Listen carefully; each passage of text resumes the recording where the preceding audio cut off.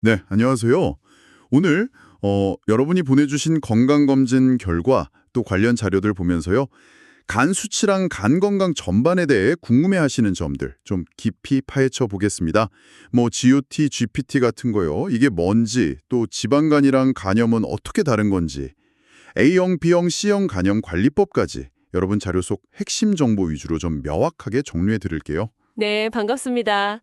보내주신 자료들 보니까 확실히 간 수치에 관심들이 많으시더라고요. 이 수치들이 그냥 숫자가 아니고요.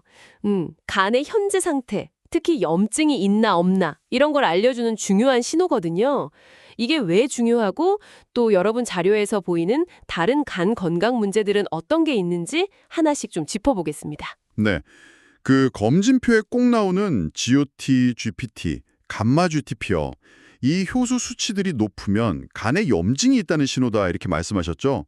여러분 자료에도 이 수치 의미에 대한 질문이 있었거든요. 네, 맞습니다. 간세포가요, 이렇게 손상되거나 염증이 생기면요, 이 세포 안에 있던 효소들이 혈액 속으로 막 흘러나와요. 그래서 피 검사하면 수치가 높게 나오는 거죠. GOT랑 GPT는 주로 간세포 자체의 손상을 좀 보여주고요. 감마 GTP 같은 경우는 간 문제뿐만 아니라 그 쓸개, 담도 쪽 문제까지도 좀 보여줄 수가 있습니다. 여러분 자료 중에 보니까 어떤 생활 습관이랑 이 수치 변동을 연결해서 보신 분도 있던데 그만큼 이게 민감하게 반응하는 지표들이에요. 아, 그렇군요. 약간 간의 경고등 같은 거네요. 아, 그리고 또 많이들 헷갈리시는 게 그 지방간하고 간염 관계인데요. 여러분 메모 보니까 지방간 심해지면 간염되나요? 이런 질문도 있었어요. 이게 맞는 얘기인가요? 지방이 너무 많이 쌓인 상태고요. 혈액 검사에서 중성지방, TG 수치랑 관련이 깊죠. 간염은 바이러스나 뭐 다른 원인 때문에 간에 염증이 생긴 상태고요. 아, 그냥 지방에 낀 거랑 염증은 다르다. 그렇죠. 물론 지방이 너무 많아서 간에 부담이 계속되면 이게 지방 간염이라고 해서 염증으로 이어질 위험이 높아지긴 해요. 근데 지방간 자체가 뭐 바이러스성 간염 같은 그런 염증 질환은 아니라는 거죠. 비유하자면 덩치가 크다고 꼭 싸움을 잘하는 건 아닌 것처럼요. 좀 별개 문제로 접근하는 게 맞습니다. 아, 그렇군요. 지방 쌓인 거랑 염증은 다른 문제다. 이제 좀 명확해졌어요. 그러면 그 염증성 질환인 간염에 대해서 좀 더 보죠. A형, B형, C형이 있는데 보내주신 자료들 보니까 특히 B형, C형, 이거 오래되면 위험하다. 이런 걱정들이 많으신 것 같아요. 어떤 걸 제일 조심해야 할까요? 네, 그거 중요한 포인트인데요.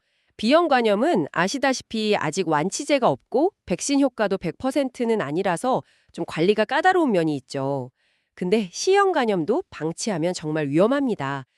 가장 좀 주목해야 할 사실은요. 만성 B형이나 C형 간염을 오래 그냥 두면 그의 95%가 간경변증이나 간암으로 진행될 수 있다는 점이에요. 95%요? 와, 진짜 높네요. 네, 다행히 A형이랑 C형은 요즘 효과적인 치료약이 개발됐어요. 그래서 진단받으면 반드시 치료해야 하고요. B형은 완치는 어렵지만 꾸준히 항바이러스제 치료받고 정기 검진하면서 잘 관리해야 합니다. 이 A, B, C형은 바이러스 유전자 모양 차이로 구분하는 거고요. 95%가 간암이라니 정말 심각하네요. 간이 침묵의 장기라고들 하지만 그래도 뭔가 좀 이상 신호로 보내지 않을까요? 자료 보니까 피로감을 호소하시는 분들이 꽤 있던데 이것도 관련이 있을까요? 네, 그렇습니다. 가장 흔한 증상 중 하나가 그거예요. 특별한 이유 없이 너무 피곤한 거, 극심한 피로감. 그거 말고도 소변 색깔이 갑자기 막 콜라색처럼 진해진다거나 얼굴빛이 눈에 띄게 좀 어두워지는 황달 증상? 이런 게 나타날 수 있고요. 아, 얼굴빛도요? 네. 또 간 기능이 떨어지면 피를 먹게 하는 그 혈액 응고인자 만드는 데 문제가 생겨요. 그래서 이유 없이 코피가 자주 나거나 잘 안 멈추고 양치할 때 잇몸에서 피가 쉽게 나는 경우도 간 기능 저하를 의심해 볼 수 있습니다.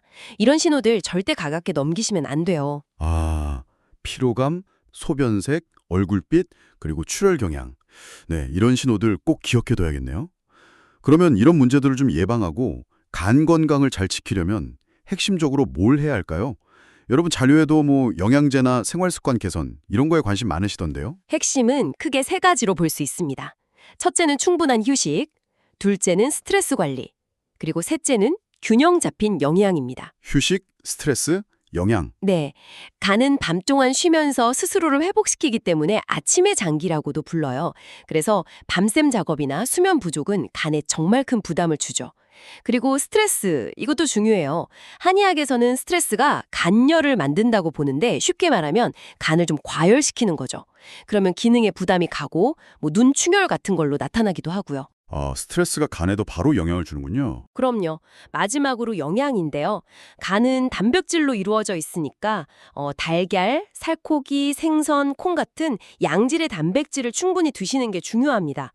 의외로 쌀밥에도 좋은 단백질이 꽤 들어있어요. 영양제로는 여러분이 언급하신 스피룰리나 같은 항산화 성분이 도움이 될 수는 있는데 가장 기본은 역시 식단이랑 생활 습관입니다. 네. 휴식, 스트레스 해소, 그리고 단백질 섭취. 기억하기 쉽네요. 오늘 여러분의 자료를 바탕으로 간 수치 해석부터 지방간, 간염 차이, 또 위험 신호, 관리법까지 핵심을 좀 짚어왔습니다. 우리 몸에 정말 중요한 화학 공장이잖아요, 간이. 검진 결과랑 오늘 나눈 이야기들 잘 참고하셔서 꾸준히 관리해 나가시면 좋겠습니다. 네, 맞습니다. 마지막으로 한 가지만 더 생각해 보실 점을 좀 던져드리고 싶네요. 간은 해독, 대사, 혈액 저장, 정말 수많은 역할을 묵묵히 하잖아요. 만약에 문제가 생기기 전에 오늘 얘기 나눈 것처럼 간 건강 관리를 좀 더 적극적으로 하신다면 단순히 병을 예방하는 걸 넘어서요. 여러분의 그 일상적인 에너지 수준이나 전반적인 활력에는 또 어떤 긍정적인 변화가 생길 수 있을까요? 간 건강이 여러분 삶의 질 전체에 미칠 수 있는 그런 긍정적인 영향에 대해서 한 번쯤 고민해 보시는 것도 의미 있지 않을까 싶습니다.